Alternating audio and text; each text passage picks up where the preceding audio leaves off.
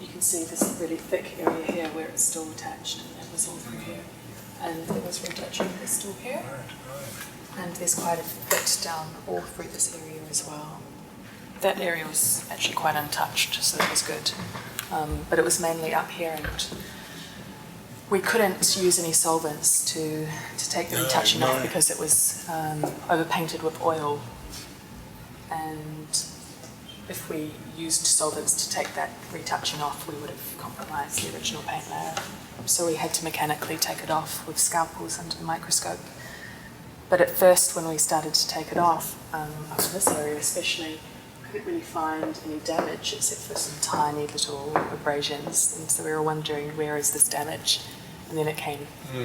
Now we can see the hole, and there's 3 tears that come here, here, and here. There's just a temporary patch at the back at the moment which is holding that area. Once all the retouching is off, we will put it down and put a canvas insert in, which will match as closely as possible the original canvas. And then we will put plaster over and retouch. Can you tell me what these bits of tissue are doing on the front at the moment? The tissue is Japanese tissue. It's a facing, which we put onto the front when you've got delicate areas. There were some areas of lifting paint. So we put that on before we start to work on the rear, just to protect it and hold that paint in place. Once the varnish starts dripping off, you can see it, the greens and the lushness. And so it would be really interesting at some point, once it's in its final condition, to put it next to the Christchurch winter funeral and to see that really stark contrast of different style, same subject, different seasons. Well, what I'm doing at the moment is removing oil retouching. There is old fill which is being used to fill losses, and also the hole, the big hole that was here. It's quite a hard substance, so I need to mechanically with the scalpel almost chip it out, which I'm doing under the microscope. So I only take the fill and the retouching and none of the original paint. It's quite a long process, and when this is finished, we will refill the areas and retouch.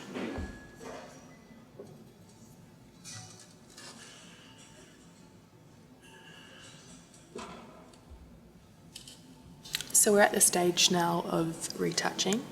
We've varnished the painting, which puts a barrier between our retouching and the original paint.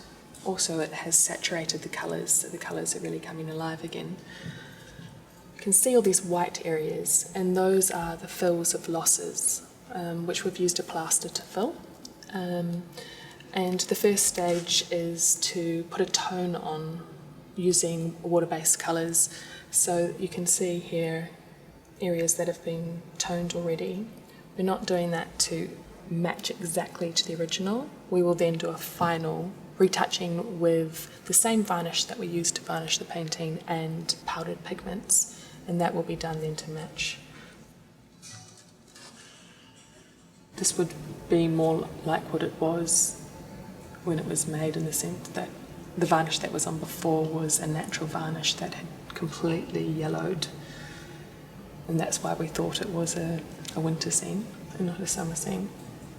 And now this varnish will not yellow in the same way. It's a synthetic varnish.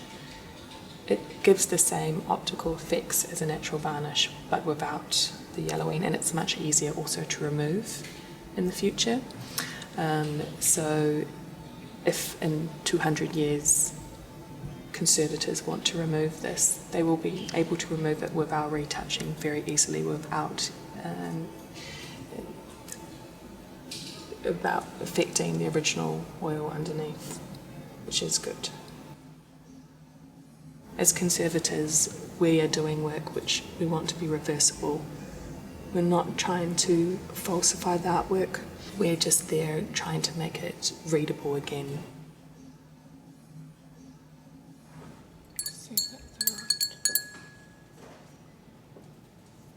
Once you've been doing it for quite a few years, you can pretty much look at colours and just find out what colours you need to match. it's just something that comes with time.